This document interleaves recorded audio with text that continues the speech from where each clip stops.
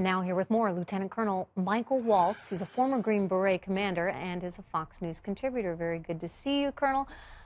Wow, we were just talking about how there's been such an improvement in the fight against ISIS, and they've got far less territory, but they almost don't need territory. They don't need territory, right? I mean, because they can do so much damage in these lone wolf style attacks.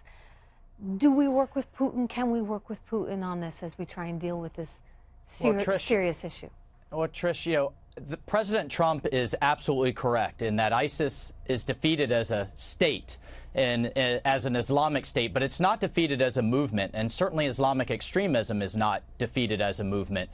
Frankly, I'm surprised that Russia hasn't been on the receiving end of more of these attacks, given that it's sided with the Assad regime in Syria, and its airplanes have literally bombed and strafed the Sunni opposition for years now. So I think, given that Putin just signed a major agreement with the Assad regime, which is aligned with Iran, to expand its presence long-term and permanently in Syria, I think that, we're going to see more of these attacks. In Afghanistan, 20 of the 40 of the world's recognized terrorist groups exist in the Afghanistan-Pakistan border region. And this is why President Trump's decision was so bold and so critical to stay engaged there. Look, either we're going to fight it and fight this war in places like Kabul and Kandahar, or we're going to fight it in Kansas City. And then, Trish, if I can just mention, a number of these groups, the terrorist groups and a number of rogue regimes,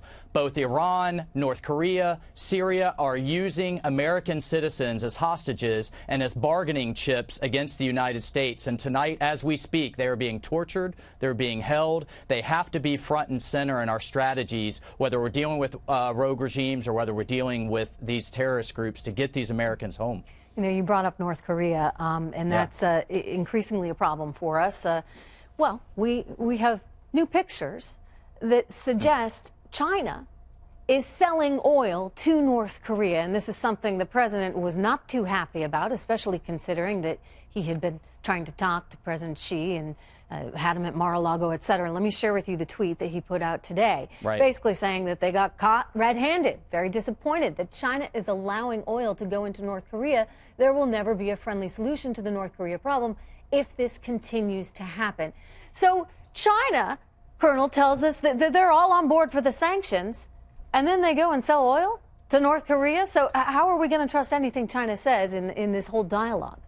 Yeah, Trish, for decades now, literally decades, China has agreed publicly that North Korea must denuclearize. They just agreed to another round of UN sanctions, which Nikki Haley deserves credit for getting both the Chinese and Russians on board. But the proof is in the pudding with enforcement.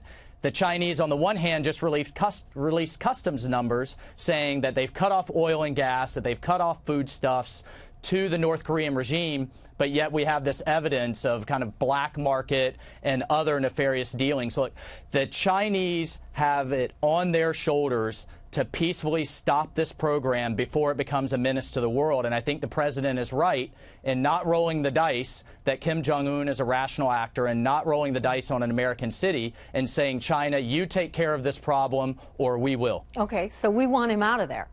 We do not want a Kim Jong-un run Well, nuclearized to be regime. clear, the policy is not regime change. The policy is, Kim Jong-un, China, you can have your puppet government and you can have your surrogate, but we're not going to allow his finger on a nuclear-capable ICBM capable of taking out an American city. And it's worth pointing out that our ground-based missile defense in California and in Alaska is only about 50% effective. I'm not willing to take that bet once a North Korean ICBM is in the air. No, I got to leave it there, but I would only point out there are a lot of economic options here. In other words, we can get tough with China, and it doesn't have to be using the military. We can actually say, you know what, we're not going to allow this trade. We're not going to allow our corporations to be over there and, by the way, get all their technology stolen. And the secondary sanctions against the Chinese entities doing business are critical. We have to do everything before the military options on the table. We need to, lose a few dollars, not any lives here. Thank you so much.